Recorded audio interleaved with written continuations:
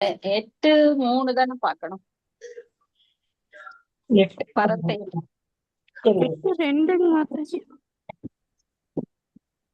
ஆமா 8ல 2 முடிச்சிருக்கோம். முடிச்சுட்டோம் இல்லைங்களா? ஆமா 3 படிச்சோம். ஸ்லோகம் 3. 3வது ஸ்லோகம் இன்னைக்கு. ஓம் அஜ்ஞானதிமிராந்தஸ்ய ஞானாஞ்சனச்சலாகய சக்ஷுருன்மிலிதமேன தஸ்மை ஸ்ரீ குரவே நமः. ஸ்ரீ சைதன்யமனோபீஷ்டம் ஸ்தாபிதமேன பூதலே ஸ்வயம் ரூபகதாமகம் ததாதி ஸ்வபதாந்திகம். நமோ விஷ்ணுபதாய கிருஷ்ணபிரேஷ்டாய பூதலே ஸ்ரீமதே ஜகதாக் சுவாமிநிதி நாம்னே நமாச்சாரிய பாதநிதாய கிருபபதாயினே கௌரகதாமதாய நகரகிராமதாரிணே நமோ நமோ ஸ்ரீபதாய கிருஷ்ணபிரேஷ்டாய பூதலே ஸ்ரீமதே பக்திவேதாந்த சுவாமிநிதி நாம்னே नमस्ते सारस्वते देवगौरवाणी प्रचार निर्विशेष शून्यवादी वात्साद्य देशतारिणे जय श्री कृष्ण चैतन्य प्रभु नित्यानंद श्री अद्वैत गदाधर शिवसदि गौर भक्त वृंदा हरे कृष्ण कृष्ण कृष्ण हरे हरे हरे राम राम राम हरे हरे. இன்னைக்கு பரத்தை அடைதல் 8வது அத்தியாயம் 3வது ஸ்லோகம் பார்க்க போறோம். ஸ்ரீ பகவான் வாச்ச அக்ஷரம் பிரம்ம பரமம் स्वभावो व्यात्मम् उच्यते भूतभावोत् भवकरो विसर्ग विसर्ग कर्म संसितः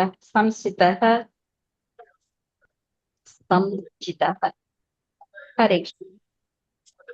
படிங்க மாதாஜி. புருஷோத்தமரான முழுமுதற் கடவுள் கூறினார், பிரம்மன் எனப்படுவது அழிவற்றதும் உன்னதமானதும் ஆகும். அதன் ஸ்வரூபமான நித்திய இயற்கையான ஜீவாத்மா அத்தியாத்மா என்று அழைக்கப்படுகிறான். ஜீவாத்மாவின் ஜட உடலை வளர்க்கும் செயல்கள் கர்மா பலநோக்கு செயல்கள் என்று அழைக்கப்படுகின்றன. பிரம்ம நித்தியமாக இருப்பது அழிவற்றதும் ஆகும். இதன் தன்மை ஒருபோதும் மாறுவதில்லை. ஆனால் பிரம்மனுக்கு மேல் பரபிரம்மன் உள்ளார். பரபிரம்மன் என்பது ஜீவாத்மாவை குறிக்கும். பரபிரம்மன் என்பது பரமபுருஷ பகவானையும் குறிக்கும். இந்த ஜட உலகில் ஜீவாத்மாவினால் ஏற்கப்பட்டுள்ள நிலை அதன் உண்மையான நிலையிலிருந்து வேறுபட்டதாகும். ஜீவாத்மா ஜட உடலில் இருக்கும்போது ஜடத்தின் கரெக்டா படிச்சீங்களா? பரபிரம்மன் என்பது ஜீவாத்மாவை குறிக்கணும் படிச்சீங்களா மாதாஜி? பரபிரம்மன் என்பது பரமபுருஷ பகவானை குறிக்கும்.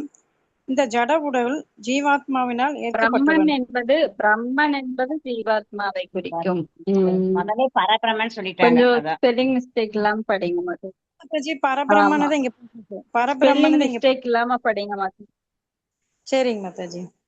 இல்ல மாதாஜி, பிரம்மன் என்பது ஜீவாத்மாவை குறிக்கும், பரபிரம்மன் என்பது பரமபுருஷ பகவானை குறிக்கும். நிதானமா படிங்க. சரிங்க. இந்த ஜட உலகில் ஜீவாத்மாவினால் அதன் உண்மையான நிலையிலிருந்து வேறுபட்டதாகும்.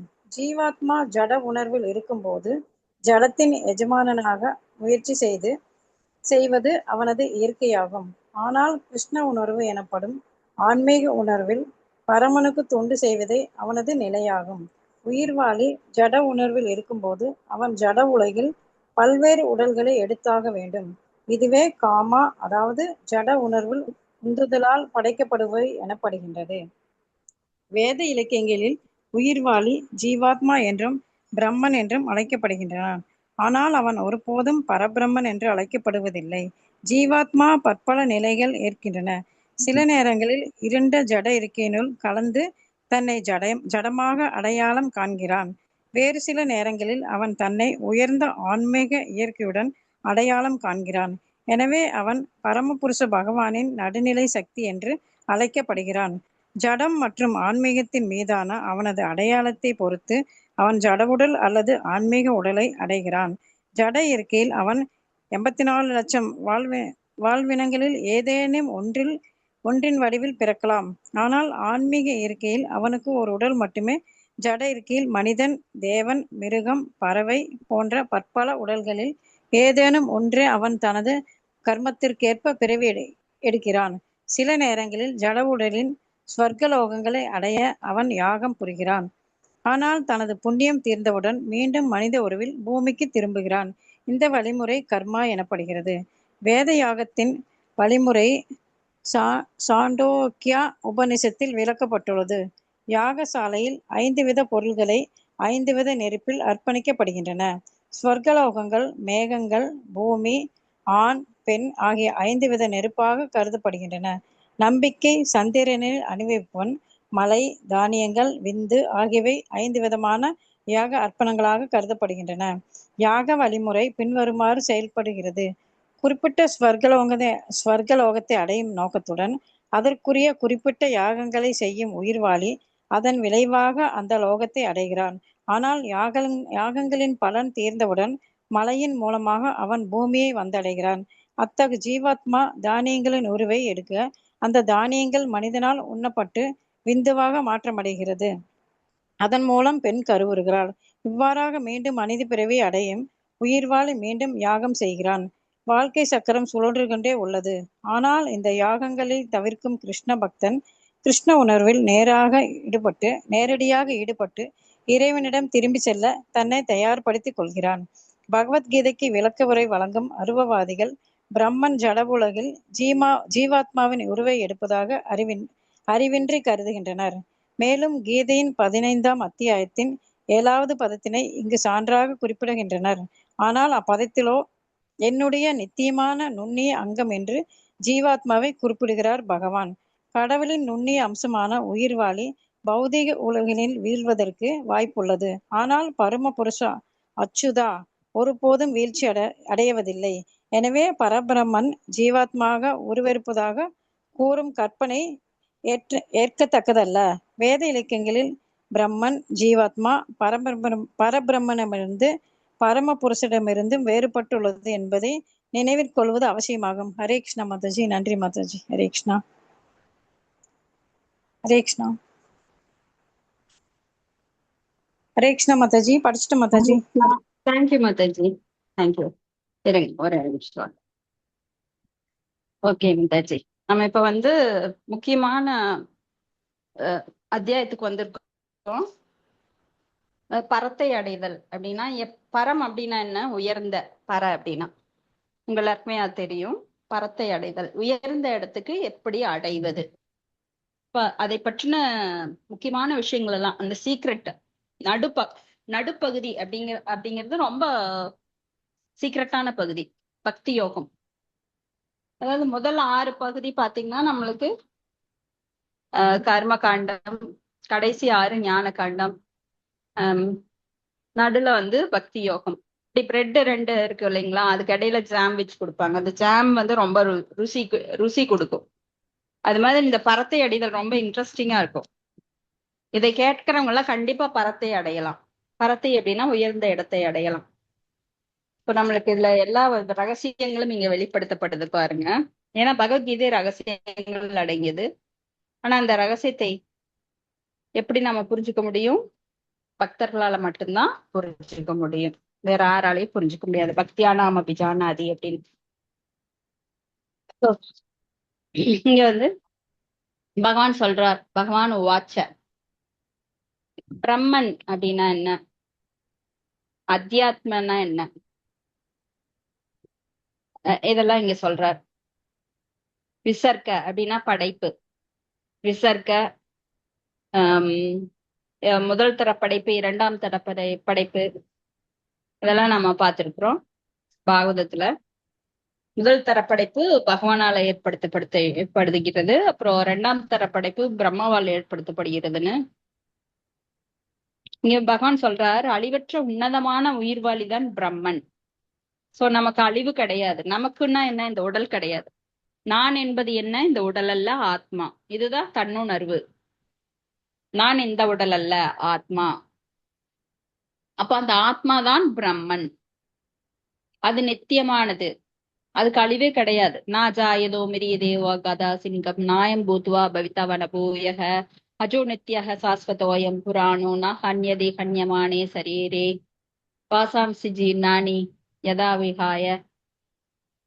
அப்புறம் நைனம் தகதி பாவக அப்படின்னு சொல்லி நிறைய பாக்குறோம். ஆத்மாவை கொல்ல முடியாது, உலர்த்த முடியாது, அதை நெருப்பால எரிக்க முடியாது. ஏன்னா ஆத்மா நித்தியமானது.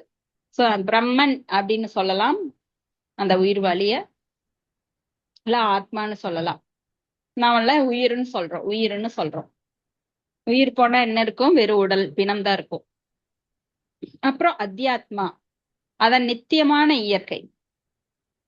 அத்தியாத்ம இயற்கை, நித்தியமான இயற்கை என்ன? ஆன்மீக உலகம்.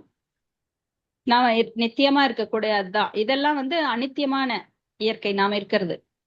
இங்கெல்லாம் ஒரு டூருக்கு வந்திருக்கிறோம், ஜட உலகுக்கு. ஆனா நாம நினைச்சிட்டு இருக்கோம் இதுதான் என்னோட சொந்த பிளேஸ் அப்படின்னு. எல்லார் மனசுலயும் அதை அழிச்சிடணும். இது நம்ம சொந்த பிளேஸ் கிடையாது. டூர் வந்திருக்கிறோம், நிலையற்ற உலகம். எப்ப வேணா நம்மளை எந்திரிக்க சொல்லுவாரு. யமராஜன் கதவை தட்டி வா வா உன்னோட டைம் முடிஞ்சது அப்படின்னு கூப்பிட்டா அது உடனே போய் ஆகணும். போகலைன்னா அடிச்சு உதச்சு இழுத்துட்டு போவாங்க. சோ இது நம்மளுக்கு நிரந்தரமற்ற உலகம். அப்ப ஜீவாத்மாவோட ஜட உடல் இருக்கு இல்லைங்களா? இந்த வெளிப்புற உடல், 2 விதமான உடல் இருக்கு. ஒண்ணு கண்ணுக்கு தெரிகிற ஸ்தூல உடல், இன்னொன்னு சூட்சும உடல். இதை வளர்க்கும் செயல்தான், இந்த உடலை வளர்க்கும் செயல்தான் கர்மா, பலநோக்கு செயல்கள். ஏன்னா செயல் செய்யணும். இதுக்காக செயல் செய்யாம இந்த உடலை நாம் வளர்த்த முடியாது. பாடுபடணும், சாப்பிடணும், குளிக்கணும், ஓடணும், உட்காரணும் அப்படின்னு நிறைய செயல்கள் செய்யணும். இப்போ பிரம்மன் நித்தியமாக இருப்பதும் அழிவற்றதும், அதாவது ஆத்மா. இங்க பிரம்மன்னா என்ன? ஆத்மா. அதனால இதன் தன்மை ஒருபோதும் மாறுவதில்லை. ஆனால் பிரம்மனுக்கு மேல் பரபிரம்மன் இருக்கிறார். பிரம்மன்னா என்ன? ஜீவாத்மா. ஆனா பரபிரம்மன் அப்படிங்கிறது பரமபுருஷ பகவான். இப்ப இந்த ஜடவுடல் ஜீவாத்மாவினால் ஏற்பட்டுள்ள நிலை அதன் உண்மையான நிலையிலிருந்து வேறுபட்டது. இந்த ஜட உலகில ஜீவாத்மாவினால் ஏற்கப்பட்டுள்ள நிலை, அதாவது நான் இந்த உடம்பை ஏத்திருக்கிறேன் அப்படின்னா அது உண்மையான நிலையிலிருந்து வேறுபட்டது. ஏன்னா உண்மையான நிலை என்னோட இந்த உடம்பு கிடையாது, எனக்கு பெற்றிருக்கிற பேர் கிடையாது, எனக்கு இருக்கிற இந்த தகுதிகள். நான் ஐஏஎஸ் படிச்சிருக்கேன், இல்ல ஐபிஎஸ் படிச்சிருக்கேன், டாக்டர் படிச்சிருக்கேன், இன்ஜினியரிங் படிச்சிருக்கேன், எனக்கு இவ்வளவு சொத்து இருக்கு, அதெல்லாம் வேறுபட்ட நிலை, உண்மையான நிலை கிடையாது அது. அப்போ ஜீவாத்மா ஜட உணர்வில் இருக்கும்போது ஜடத்தின் எஜமானனாக முயற்சி செய்வது இயற்கையானது. ஏன்னா அதுக்குத்தான் இங்க ஜட உலகுக்கு வந்து நான் அனுபவிக்க வேண்டும், பொய்யான அடையாளத்தை ஏற்படுத்தி கொண்டு நான் அனுபவிக்கணும், நான் இந்த உடம்பு அப்படிங்கிற ஒரு போலியான கனவுலக வாழ்க்கையை அனுபவிக்கத்தான் இங்க வந்திருக்கிறோம். ஆனால் கிருஷ்ண உணர்வு எனப்படும் ஆன்மீக உணர்வில் பரமனுக்கு தொண்டு செய்வதே ஜீவேன சுரூபகய கிருஷ்ணேர நித்யதாச.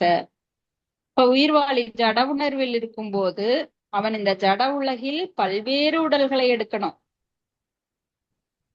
ஏன்னா நம்ம ஜட உணர்வுலயே இருக்கும்போது என்ன நினைக்கிறோம்? இறக்கும் போது என்ன நினைப்போம்? ஐயோ நான் டாக்டர் ஆகணுமே, எனக்கு ரொம்ப ஆசை, அதை முடிக்காம இறக்குறமே, நான் எப்படியாவது ஒரு பிசினஸ் மேன் ஆகணுமே, எப்படியாவது ஃபாரின் போகணுமே, எப்படியாவது நான் தொழிலதிபர் ஆகணுமே, எப்படியாவது ஒரு அழகான பெண்ணா இருந்திருக்கணும் நானு, இப்படி பல ஆசைகள் அடுக்கடுக்கா. அப்ப நம்ம பல ஜட உடல்களை அதுக்காக திரும்ப திரும்ப எடுக்கிறோம். ஒவ்வொரு தடவை இறக்கும் போது ஆசை இருக்கு, மறுபடியும் அந்த ஆசையை நிறைவேற்ற ஒரு பிறப்பு வருது, மறுபடியும் இறக்கும் போது ஆசைகள் வருது, அதை நிறைவேற்ற, இப்படியாக பல உடல்களை நாம் எடுக்கணும். இதுதான் கர்மா. அதாவது ஜட உணர்வின் உந்துதலால் படைக்கப்படுபவை. சோ இந்த கர்மாக்குள்ள சிக்கி சிக்கி சிக்கி நாம் என்ன பண்றோம்? பல உடல்களை நாம் எடுக்கிறோம். சோ வேத இலக்கியங்களில் உயிர்வாழி ஜீவாத்மா என்றும் பிரம்மன் என்றும் அழைக்கப்படுகிறான். ஆனால் அவன் ஒருபோதும் பரபிரம்மன் என அழைக்கப்படுறது கிடையாது. ஜீவாத்மா வேற, பரமாத்மா வேற. ஜீவாத்மா அணுலி அணு, பரமாத்மாங்கிறது விபுல விபு, பெரியவற்றுள் பெரியது. அப்ப ஜீவாத்மா பற்பல நிலைகளை ஏற்கிறான். சில நேரத்துல இருண்ட ஜட இயற்கையில கலந்து தன்னை ஜடமாக அடையாளம் பாக்குறான். வேறு சில நேரத்துல தன்னை உயர்ந்த ஆன்மீக இயற்கையுடன் அடையாளம் பாக்குறான். சோ அவன் பரமபுருஷ பகவானின் நடுநிலை சக்தி. அதாவது தடசர சக்தி. சோ சிலது உண்மையான நிலையை புரிஞ்சவங்க ஆன்மீகத்தோட தன்னை அடையாளப்படுத்திக்கிறாங்க. ஆனா உண்மையே தெரியாம பொய்யான வாழ்க்கை வாழணும், அனுபவிக்கணும்னு நினைக்கிறவங்க, ஏன்னா இந்த ஜடத்துல அனுபவிக்க முடியாது. பகவான் தான் போக்தாராம், அவர் தான் அனுபவிக்க கூடியவர். ஆனா தன்னை அனுபவிப்பாளனாக நினைக்கக்கூடியவன் எப்படி அடையாளம் காண்கிறான்? தன்னை ஜடத்துடன் அடையாளம் காண்கிறான். அப்ப ஜடம் ஆன்மீகத்தின் மீதான அவனது அடையாளத்தை பொறுத்து அவன் ஜட உடல் அல்லது ஆன்மீக உடலை அடைகிறான். சோ அடையாள அடையாளத்தை, அதாவது எப்படி நாம நம்மளை அடையாளம் காண்றோம்? ஏன்னா நிறைய பேர் நம்மள அடையாளம் காண்றது கிடையாது. நாம அம்மா அப்பா பெற்ற பேர் தான் உண்மை, நான் இருக்கிற இந்த பெண் அப்படின்னா அதுதான் உண்மை. ஏன்னா ஆத்மாக்கு ஆண் பெண் எல்லாம் ஒரு போர்வை மாதிரி. ஏன் இந்த மனுஷ உடலே ஒரு போர்வைதான், இந்த ஜட உடல் உண்மையானது கிடையாது இதெல்லாம். ஆனா அவன் தன்னை ஆன்மீகத்தோட அடையாளப்படுத்திக் கொள்ளும் போது அவன் ஆன்மீக உடலை அடைகிறான். நான் நிஜமா இந்த இடத்திற்குரியவன் அல்ல, எனது உலகம் ஆன்மீக உலகம், எனது நித்தியமான இறைவன் பகவான் விஷ்ணு, அவர் தான் எனக்கு எல்லாம் கொடுக்கிறாரு, என்னுடையது எதுவுமே கிடையாது, எல்லாம் அவருடையது அப்படின்னு தன்னை எப்பொழுதுமே இறைவனுடன் சம்பந்தப்படுத்தி, சம்பந்த ஞானம், அப்புறம் அபிதேயா, அப்புறம் பிரயோஜனா, இது எல்லாம் நாம கொண்டு வரணும். சம்பந்தம், எனக்கும் பகவானுக்கு என்ன சம்பந்தம், அதற்கான பயிற்சி தான் அடுத்தது அபிதேயா. சோ அப்புறம் பிரயோஜனா, அதன் முடிவு என்ன அப்படிங்கிறது தெரிய வரும். சோ ஜட இயற்கையில நமக்கு 84 லட்சம் பிறவி இருக்கு. அது நம்ம பிறக்கலாம் நம்மளுடைய அபிலாஷங்களுக்கு தகுந்த மாதிரி. ஆனால் ஆன்மீக இயற்கையில் அவனுக்கு ஒரு உடல் மட்டுமே. ஜட இயற்கையில் மனிதன், தேவன், மிருகம், பறவை, பற்பல உடல்கள் ஏதேனும் ஒன்றில் அவன் தனது கர்மத்திற்கு ஏற்ப பிறவி எடுக்கிறான்.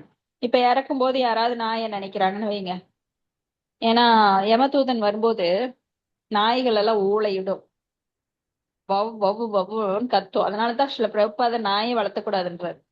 அப்போ மரண நேரத்துல இருக்கிறவன் நாய ஏண்டா இப்படி கத்துது, என்னை தொல்லை பண்ணது, இருக்கிற கஷ்டம் பத்தாம நானே உயிரை விட்டு அப்படியே உயிரை விடுறதுக்கு அப்படியே இப்ப 100 தேல் கொட்டுற வழியில துடிச்சிட்டு இருக்கிற இந்த நாய் இப்படி பாடாப்படுத்துது, இரிட்டேட்டா இருக்கு எனக்கு அப்படின்னு நாய நினைச்சாருன்னா அவ்வளவுதான், அடுத்த ஜென்மம் அவருக்கு நாய ஜென்மம் ஆயிரும். எப்படி பரத மகாராஜா ஸ்டோரியில் நம்ம பார்த்திருக்கோம், இறக்கும் போது மானம் நினைக்கிறார், மானா வந்துட்டார் அடுத்த பிறவி. அப்போ ஜட இயற்கையில் நிறைய நம்மளுக்கு தோற்றங்கள் இருக்கு, மனிதன், தேவன், மிருகம், பறவை அப்படின்னு நீர்வாழ் உயிரினமா பிறக்கலாம். அதுலயே எத்தனையோ வெரைட்டி, 84 லட்சம் வெரைட்டி இருக்கு. மனுஷங்கள்லயே பாத்தீங்கன்னா 4 லட்சம். சோனான் தப்புளின் தப்புள்கசா ஆபீர கம்பா யவனா கசாதய ஏன்யே சபாபா அப்படின்னு நிறைய வெரைட்டி இருக்காங்க. அப்ப இந்த ஜட உலகின் சொர்க்கலோகங்களை அடைய அவன் யாகம் செய்யறான். சொர்க்கலோகம்னா என்ன? 14 லோகங்கள்ல சொர்க்கலோகம் ஒன்று, அதுவும் ஜட உலகம்தான். ஏன்னா ஒரு பிரபஞ்சத்துல 14 லோகங்கள் இருக்கு. மேல 7, மத்தியில பூமி, கீழே 6 அப்படின்னு சொல்லி 14 லோகங்கள். அதுல சொர்க்கலோகம் போனா கூட அதுவும் ஜட உலகம்தான். ஆனா அங்க வசதி அதிகமா இருக்கும். ஆனா முட்டாள்கள் என்ன நினைக்கிறாங்க, அதுதான் உயர்ந்த இடம் நினைக்கிறாங்க. கண்டிப்பா கிடையாது. அங்க போனாலும் ஜென்ம மிருத்தி ஜரா வியாதின துக்க தோஷான தர்ஷனம் இருக்குது. ஆனா புத்திசாலி என்ன பண்றாங்கன்னா அதையும் தாண்டி ஆன்மீக உலகத்தை அடையவே அவன் விரும்புகிறான். ஆனால் தனது புண்ணியம் தீர்ந்தவுடன் சொர்க்கலோகத்திலிருந்து அவன் மீண்டும் பூமிக்கு அனுப்பப்படுறான். இதுதான் கர்மா. சோ சாண்டோக்கிய உபனிஷத்துல சொல்லப்பட்டிருக்கு வேத யாகத்தின் வழிமுறை. அதாவது 5 பொருட்கள் நெருப்பாக அர்ப்பணிக்கப்படுது. என்னென்ன? ஸ்வர்கலோகங்கள், மேகங்கள், ஆண் பெண், பூமி, இந்த 5 நெருப்பா. நெருப்புல போடுற அர்ப்பணங்கள் என்னன்னா நம்பிக்கை, சந்திரனில் அனுபவிப்பவன், மலை, தானியங்கள், விந்து, இதெல்லாம் யாகத்தின் அர்ப்பணமாக கருதப்படுது. இப்ப யாக வழிமுறை எப்படி செயல்படுது அப்படின்னா, குறிப்பிட்ட சொர்க்கலோகங்களை அடையும் நோக்கத்துடன் அதற்குரிய குறிப்பிட்ட யாகங்களை செய்யும் உயிர்வாளி அதன் விளைவா அந்த லோகத்தை அடையிறாங்க. ஆனா யாகங்களோட பலன் தீர்ந்தவுடன் மலை மூலமாக அவன் பூமியை வந்தடைகிறான். எப்படி இந்த ஆத்மாவானது கீழே வருது அப்படின்னா, மலை மேகங்கள் மூலமா, அந்த மேகங்கள்ல மலைத்துளியின் மூலமா கீழே வருது. சோ பூமியை வந்த உடனே அத்தகு ஜீவாத்மா தானியங்கள் உருவை எடுக்க, ரொம்ப நல்லா கவனிங்க எப்படி பகவானோட படைப்பு பாருங்க. அப்படிப்பட்ட ஜீவாத்மா மலை மூலமா கீழே விழுகும்போது அது தானியங்கள்ல போய் அந்த உருவாகுது. தானியங்கள்ல அந்த உருவை எடுக்க அந்த தானியம் மனிதனால் உண்ணப்பட்டு அது விந்துமாக மாற்றமடைகிறது. சோ எல்லாருமே தானியங்கள் சாப்பிடுறோம். அந்த தானியங்கள் மூலமா அந்த ஆத்மாவானது விந்துக்குள்ள போய் அந்த அது பெண்ணோட கருவுக்குள்ள செலுத்தப்படுது. பெண் கருவுறுகிறாள். இவ்வாறு மீண்டும் மனித பிறவியை அடையும் உயிர்வாளி மீண்டும் யாகம் செய்கிறான். வாழ்க்கை சக்கரம் சுழன்று கொண்டே இருக்கிறது. சோ எப்படி பாருங்க, ஒரு ஆத்மா எப்படி கீழே வருது, மேலுலகத்துல இருந்து மேகங்கள்ல இருந்து மழை நீராக கீழே விழுகும் போது அது தானியத்துல போய் அடைக்கலமாகி அந்த தானியத்தை ஒரு மனிதன் ஆண் உண்ணும் போது அதை விந்துவாக அந்த பெண்ணின் கற்பப்பையில போய் அப்படியே அந்த ஆத்மா வெளியில வருது பாருங்க. சோ இத்தகைய யாகங்களை தவிர்க்கும் கிருஷ்ண பக்தன் கிருஷ்ண உணர்வில் நேரடியாக ஈடுபட்டு இறைவனிடம் திரும்பி செல்ல தன்னை தயார் செய்து கொள்கிறான். பகவத்கீதையில பகவத்கீதைக்கு அரூபதிகள் விளக்கம் தர்றாங்க. பிரம்மன் ஜட உலகில் ஜீவாத்மாவின் உருவை எடுப்பதாக அறிவின்றி கருதுகின்றனர். என்ன நினைக்கிறாங்கன்னா, பிரம்மன் ஜட உலகில் ஜீவாத்மாவின் உருவை எடுப்பதாக. சோ பகவான் என்ன பண்றாருன்னா, இங்க ஜீவாத்மாவின் உருவை எடுப்பதற்காக வர்றாராமா அப்படின்னு அரூபதிகள் நினைக்கிறாங்க. சோ 15ஆம் அத்தியாயத்தின் 7வது பதத்தை இதற்கு சான்றாக குறிப்பிடுகின்றனர். ஆனால் அப்பதத்திலோ என்னுடைய நித்தியமான நுண்ணிய அங்கம் என ஜீவாத்மாவை குறிப்பிடுகிறார் பகவான். கடவுளின் நுண்ணிய அம்சமான உயிர்வாளி பௌதிக உலகினுள் வீழ்வதற்கு வாய்ப்புள்ளது. ஏன்னா நாமெல்லாம் குட்டி குட்டி அம்சம், பகவானோ பெரியவற்றுள் பெரியவர். விபு அப்படின்னா பெரியது, நாமெல்லாம் சிறியவற்றுள் சிறியவர்கள். அணுவுலி அணு. நம்ம ஆத்மாவோட சைஸ் என்னன்னா, ஸ்வேதாசர உபனிஷத் அதுல சொல்லப்பட்டிருக்கு, இந்த 10,000 கூறுகள் ஒரு முடியில 10,000 கூறுகள் போட்டா அதுல ஒரு பங்கு தான் நம்ம ஆத்மாவோட சைஸ். கண்ணால லென்ஸ் வச்சு கூட பார்க்க முடியாது. சோ நம்மளாம் நுண்ணிய அங்கம். கடவுளோட நுண்ணிய அம்சமான உயிர்வாளி பௌதிக உலகில் வீழ்வதற்கு வாய்ப்புள்ளது. ஆனால் பரமபுருஷர் அச்சுதானா வீழ்ச்சி அடையாதவர், அவர் வீழ்வதற்கு சான்ஸே கிடையாது. எனவே பரபிரம்மன் ஜீவாத்மாவாக உருவெடுப்பதாக கூறும் கற்பனை ஏற்கத்தக்கதல்ல. ஏன்னா அவர் ஜீவாத்மாவா வர்றது கிடையாது. அவர் அவராகவே தான் எப்பொழுதும் இருக்கிறார். அவர் திவ்யமானவர், எப்பொழுதும் திவ்யமாகவே அவர் தோன்றுகிறார். ஜென்ம கர்ம சமே திவ்யம் ஏவம் யோ வேத்தி தத்வதஹ தக்த்வா தேகம் புனர்ஜென்ம நைதிமா மேதிசோ அர்ஜுன. அவரது தோற்றம் அவரது செயல்களும் யார் நன்கு புரிந்து கொள்கிறார்களோ அவர்கள் மீண்டும் இந்த உலகுக்கு வருவதில்லை அப்படின்னு பகவானே சொல்றாரு. சோ பகவானை புரிஞ்சுக்கிறவங்க இப்படி முட்டாள்தனமா அவஜானந்தி மாமூடா மானுஷம் ஆசிரியம் பரம்பாவம் அஜானந்தம் மமபூத மகேஸ்வரம் அப்படி புரிஞ்சுக்க மாட்டாங்க. இப்ப வேத இலக்கியங்களில் பிரம்மன், அதாவது ஜீவாத்மா பரபிரம்மனிடமிருந்து பரமபுருஷரிடமிருந்து வேறுபட்டுள்ளது என்பதை நினைவு கொள்ளுவது அவசியம். சோ பிரம்மன் வேறு, பரபிரம்மன் வேற. இது எல்லாருமே புரிஞ்சுக்கணும். அடுத்தது ஸ்லோகம் 4. அதிபூதம் ஷரோ பாவ புருஷாதி தைவதம் அதியக்ஞோஹம் ஏவாத்ர தேக தேக பிரதாம் வர. கரெக்ஷன் மச்சாஜி, படிக்கிறேன் மச்சாஜி. உடல் பெற்ற ஆத்மாக்களில் சிறந்தவனே, எப்போதும் மாறிக்கொண்டுள்ள பௌதீக இயற்கை அதிபூத எனப்படும். சூரியன், சந்திரன் முதலிய தேவர்கள் அனைவரும் அடங்கிய பகவானின் விஸ்வரூபம் அதிதெய்வ எனப்படும். மேலும் உடல் பெற்ற அனைத்து ஜீவன்களின் இதயத்திலும் பரமாத்மாவாக வீற்றிருக்கும் பரமபுருஷ பகவான் புருஷனாகிய நான் அதி யக்ஞ யாகத்தின் இறைவன் என்று அறியப்படுகிறேன். பொருளுரை, ஜட இயற்கை தொடர்ந்து மாறிக்கொண்டே உள்ளது. ஜட உடல்கள் பொதுவாக 6 நிலைகளை கடக்கின்றன. பிறக்கின்றன, வளர்கின்றன, சிறிது காலம் வாழ்கின்றன, இடவிருத்தி செய்கின்றன, தளர்கின்றன, பின்னர் அழிகின்றன. இத்தகைய ஜட இயற்கையே அதிபூத எனப்படும். ஒரு குறிப்பிட்ட நிலையில் ஆக்கப்பட்டு மற்றொரு நிலையில் அது அழிக்கப்படுகிறது. எல்லா தேவர்களையும் அவர்களது பல்வேறு கிரகங்களையும் உள்ளடக்கிய பரமபுருஷரின் விஸ்வரூபம் அதிதைவத எனப்படுகிறது. பகவான் ஸ்ரீ கிருஷ்ணரின் விரிவங்கமான பரமாத்மா தனிப்பட்ட ஆத்மாவுடன் இணைந்து உடலில் வசிக்கின்றார். அதி யக்ஞ என்று அறியப்படும் பரமாத்மா இதயத்தில் வீற்றுள்ளார். இந்த ஸ்லோகத்தின் கருத்தில் ஏவ என்னும் சொல் மிக முக்கியமானதாகும். ஏனெனில் பரமாத்மா தன்னிடமிருந்து வேறானவர் அல்ல என்பதை பகவான் இச்சொல்லின் மூலம் வலியுறுத்துகிறார். பரமாத்மாவின் உருவில் தனிப்பட்ட ஆத்மாவுடன் அமர்ந்திருக்கும் பரமபுருஷ பகவான் ஆத்மாவின் செயல்களுக்கு சாட்சியாகவும் அவன் பலதரப்பட்ட உணர்வுகளுக்கு ஆதாரமாகவும் விளங்குகிறார்.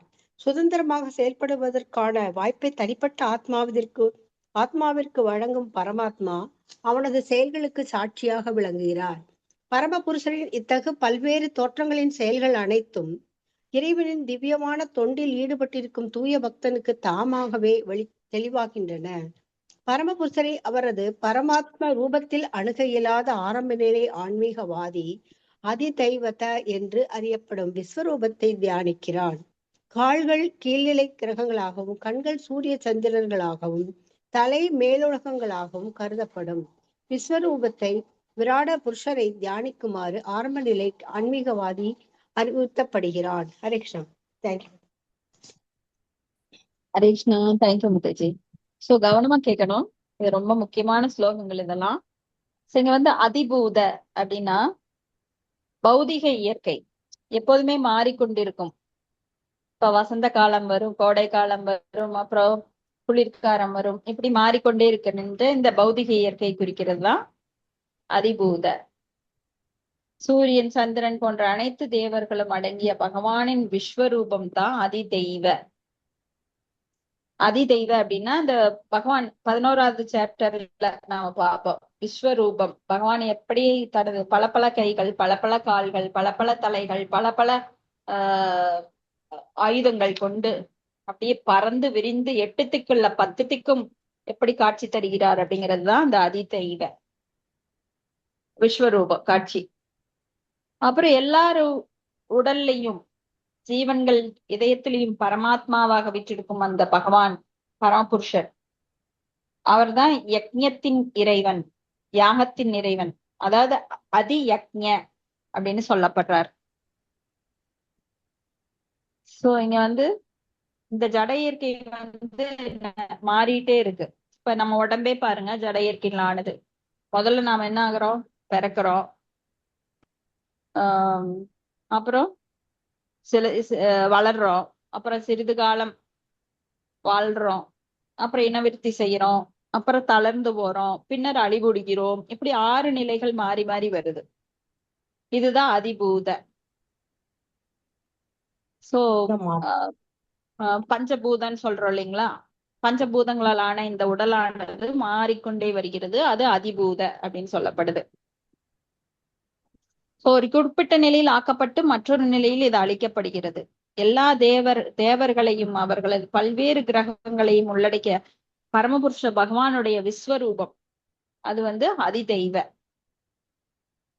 அப்புறம் கிருஷ்ணரோட விரிவங்கமான பரமாத்மா எல்லார் இதயத்திலும், ஜீவாத்மா இதயத்திலும். பரமாத்மா எங்க இருக்கார்? இந்த ஜட உலகுல மட்டும்தான். ஆன்மீக லோகத்துல அவசியமே கிடையாது பரமாத்மாக்கு. சோ அவர் தனிப்பட்ட ஆத்மாவுடன் இணைந்து உடலில் வசிக்கிறார். அவர் இருந்தாதான் எல்லாரும் செயல்பட முடியும். சோ அவர் அதியக்ஞ, பரமாத்மா அதியக்ஞ என சொல்லப்படுறார். சோ இங்க ஏவ அப்படின்னா பரமாத்மா தன்னிடமிருந்து வேறானவர் அல்ல அப்படின்னு பகவான் இங்க வலியுறுத்துறதா ஏவன சொல் குறிப்பிடுது. பரமாத்மா உருவுல தனிப்பட்ட ஆத்மாவுடன் பரமபுருஷர் அமர்ந்திருக்கிறார். இப்ப ஆத்மாவின் செயல்களுக்கு சாட்சியாக உபதிரஷ்டா அனுமந்தா பர்த்தா போக்தா மகேஸ்வரன், அதன் பலதரப்பட்ட உணர்வுகளுக்கு ஆதாரமாக அவர் தான் விளங்குறார். யாருமே என்னை பார்க்கல, நான் என்ன வேணா பண்ணலாம், தப்பெல்லாம் பண்ணலாம் அப்படின்னு யாராவது நினைச்சாங்கன்னா கண்டிப்பா அவங்க முட்டாள் தான். ஏன்னா எப்பவுமே நமக்குள்ள இருக்கிற பரமாத்மா நம்மளுக்கு சாட்சியாக இருக்கிறார். இப்ப சுதந்திரமாக செயல்படுவதற்கான வாய்ப்பை தனிப்பட்ட ஆத்மாவுக்கு வழங்கும் பரமாத்மா அவனது செயல்களுக்கு சாட்சியாக இருக்கிறார். சுதந்திரம் வேணா கொடுத்துட்டாரு, ஆனா நான் பார்க்காமலாம் கண்ணை மூடிட்டு இருக்க மாட்டேன். நீ என்ன ஆடுறையோ ஆடு, ஆடும் வரை ஆட்டம் ஆயிரத்தில் நாட்டம். அது மாதிரி கடைசியில நீ என்கிட்டதான் வரணும் அப்படின்னு சொல்லி பகவான் அதுக்கு சாட்சியா இருக்கிறார். அதனாலதான் ஒவ்வொருத்தருக்கும் கர்ம வினைகள் கரெக்டா கிடைக்கும். நாம என்ன பாவம் பண்ணினோமோ அதுக்கெல்லாம் வட்டி குட்டி எல்லாம் போட்டு அடுத்த ஜென்மம், அடுத்த ஜென்மம், அதுக்கு ஜென்மம்ட்டு அனுபவிச்சுட்டே இருப்போம். இப்ப பரமபுருஷனின் பல்வேறு தோற்றங்களின் செயல்கள் அனைத்தும் இறைவனின் திவ்யமான தொண்டில் ஈடுபட்டிருக்கும் தூய பக்தனுக்கு தாமாகவே தெளிவாகின்றன. சோ இதெல்லாம் பகவானுடைய பல்வேறு தோற்றங்கள். இதயத்துக்குள்ள பரமாத்மாவா இருக்கார். அப்புறம் அதிதெய்வ அப்படின்னு அவர் ஜட இயற்கையிலும் இருக்கிறார், விஸ்வரூபமாக தன்னை காமிக்கிறார். அதிபூத அப்படின்னு பௌதிக இயற்கையாகவும், பூதகணங்கள், பஞ்சபூதங்கள் இதையெல்லாம் அவர் தான் அட்டுவிக்கிறார். எல்லாத்தையும் ஒட்டுக்கா சேர்த்தி ஒரு பொருளா உண்டாக்குறது யாரு? அவர் தான். 24 மூலக்கூறுகளை படைத்து அதையெல்லாம் ஒண்ணுக்குள்ள ஒண்ணு ஃபிட் பண்ணி, ஆட்டோமொபைல் ஷாப்ல பாத்தீங்கன்னா பாட்டா எல்லாம் செஞ்சு கொடுப்பாங்க. ஃபேக்டரியில அதை அசம்பிள் பண்ணுவாங்க ஒருத்தங்க. அது மாதிரி பகவான் எல்லாமே கொடுத்துட்டார். கொடுத்து பிரம்மாண்ட நீ அசம்பிள் பண்ண அப்படின்ற அசம்பிள் பண்ணி பார்த்தா அங்க மனுஷன் வந்துட்டான். ஆனா கை காலு எல்லாம் இருக்குது, ஆனா நடக்க முடியல. கண்ணு இருக்குது, வாய் இருக்குது, பேச முடியல. என்ன பண்றதுன்னு தெரியலையேன்னு மறுபடியும் பிரம்மா முழிச்சிட்டு இருக்கார். உன்னோட வேலை முடிச்சது போ, நான் பாத்துக்கிறேங்கிறார். அப்புறம் பகவான் உள்ள எல்லாருக்குள்ளயும் போய் பரமாத்மாவா போன உடனே எல்லாரும் அசைய முடிஞ்சது. ஏன்னா பகவானாலதான் அது முடிக்கும். நாமெல்லாம் செயல்படுறதுக்கு. அவர் இல்லைன்னா இப்ப யாராலையும் செயல்பட முடியாது. அவர் பரமாத்மா நம்ம உடம்புல இருந்து போயிட்டாருன்னா அவ்வளவுதான், யாராலும் செயல்பட முடியாது. ஆனா அவர் ரொம்ப அமைதியா பொறுமையா நாம என்னென்ன அட்டுழியம் பண்ணாலுமே அதுக்கு நம்மளை தடுக்கிறது கிடையாது. ஆனா சம்டைம்ஸ் மனசாட்சியா இருந்தா, இல்ல ஒரு குரு மூலமாகவோ இல்ல ஒரு பக்தர் மூலமாகவோ நம்மளுக்கு நிறைய அட்வைஸ் எல்லாம் கொடுப்பாரு. அப்படி பண்ணக்கூடாது, இப்படி பண்ணக்கூடாது. எங்கிட்ட இருக்கிற பரமாத்மா உங்ககிட்ட இருக்கிற பரமாத்மா இப்படி எப்படியாவது கனெக்ஷன் வந்துடும் எல்லாருக்குமே. நம்ம என்ன சொல்லுவோம், அதை டெலிபதின்னு சொல்லுவோம் சயின்டிபிக்கா. அதெல்லாம் ஒண்ணும் கிடையாது. எல்லார்கிட்டையும் பரமாத்மா இருக்கிறதுனால அந்த பரமாத்மா இந்த பரமாத்மா எல்லாரும் கனெக்ட் ஆயிக்குவாங்க. இப்ப பகவான் எல்லாருக்கும் நல்லதே பண்ண விரும்புறார். அதனாலதான் இந்த கனெக்ஷன் வருது. சோ பரமபுருஷரை அவரது பரமாத்மா ரூபத்தில் அணுக இயலாத ஆரம்ப நிலை ஆன்மீகவாதி அதிதெய்வ அப்படின்னு சொல்லப்படுற அந்த விஸ்வரூபத்தை தியானிக்கிறதுக்கு அறிவுறுத்தப்படுறாங்க. ஆனா யாரும் அவ்வளவு சீக்கிரம் விஸ்வரூபத்தை தியானிக்கிறது இல்ல. கீழ்நிலை கிரகங்கள் காலில் இருக்குது, அவர் கண்கள் சூரிய சந்திரனாக இருக்குது, தலை மேலுலகங்களாக கருதப்படுது. இது விராட் புருஷன் சொல்லப்படுது விஸ்வரூபம். அதை ஆரம்ப நிலையில தியானிக்கும்படி சொல்றாங்க. எந்த வீட்லயாவது நம்ம விஸ்வரூபம் வச்சு கும்பிடுறத பார்த்திருக்கோமா? ஏன்னா அது ஜட ரூபம், ஜட இயற்கை அது. அதனால அதுக்கு அவ்வளவு வேல்யூ பக்தர்கள் தரமாட்டாங்க. யாராவது ஜடத்தை கும்பிடுவாங்களா? இந்த காட்டுவாசிகள்லாம் பாத்தீங்கன்னா அருவி, மலை, சில மரங்கள் அதெல்லாம் கும்பிடுவாங்க. ஏதோ ஒரு விதத்துல பகவானை அவங்க வணங்குறாங்க. ஏன்னா அவங்களுக்கு இருக்க அறிவு அவ்வளவுதான். ஆனா ஆரியர்கள், நாகரிகமானவர்கள் அப்படி பண்ண மாட்டாங்க. அவங்கெல்லாம் பக்தர்கள் பகவானை ரூபத்துல வழிபடுவாங்க. ஹரே கிருஷ்ணா. இதோட முடிச்சுக்கலாம். உங்களுக்கு ஏதாவது கருத்துக்கள்